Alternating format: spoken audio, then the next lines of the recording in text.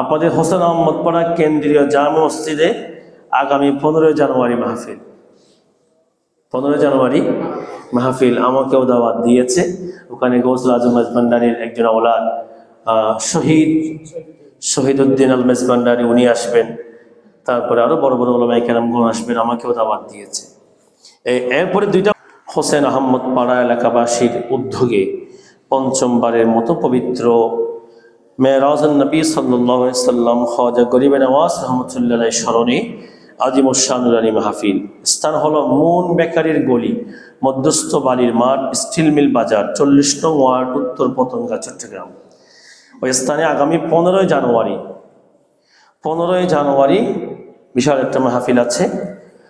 আপনাদেরকে দাওয়াত দেওয়া হয়েছে। ওখানে অসংখ্য উলামায়ে কেরামগণ তাশরীফ আনবে, আপনারা চেষ্টা করবেন যাওয়ার জন্য। আরেকটা মাহফিল হলো খেজুরতলা বালুর মাঠ, এটা হলো এটাও 15 জানুয়ারি। এই বিষয়টা আমি আপনাদেরকে একটু খেয়াল করব। মাহফিল 10টা 20টা করেন, কোনো অসুবিধা নেই।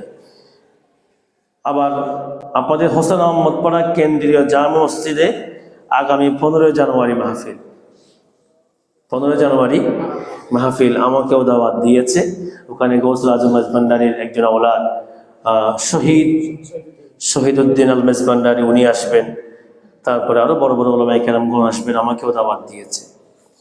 এরপরে দুইটা মাহফিল আপনাদের কাছে দাওয়াত এসেছে।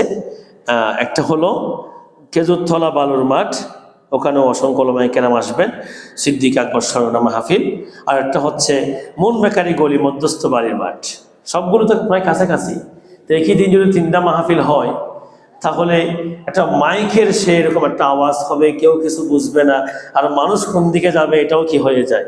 এই জন্য আমি রিকোয়েস্ট করব, আমাকে দাওয়াত দেওয়ার কথা বলছি না, আমি রিকোয়েস্ট করব চেষ্টা করবেন একই এলাকার মধ্যে একদিনে একটা মাহফিল রাখবেন। চেষ্টা করবেন যারা যারা সম্ভব হয় সকলে ওখানে কি মাহফিলে অংশগ্রহণ করার জন্য। যারা পারবে না তো কিছু করার নাই, ঠিক আছে। একদিনে 3 মাহফিল হলে দেখবেন হিন্দুত্বের আওয়াজ এক সাইডের বেড়ে দেখিব, কেউ কোন দিকে যাবে বুঝবে না।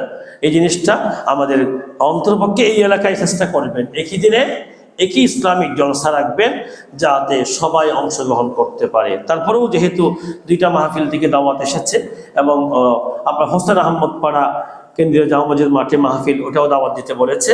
এই 3টা মাহফিলের সফলতা কামনা করি। আল্লাহ আমাদের সবাইকে সহিহ বুঝ দান করুক, আমিন।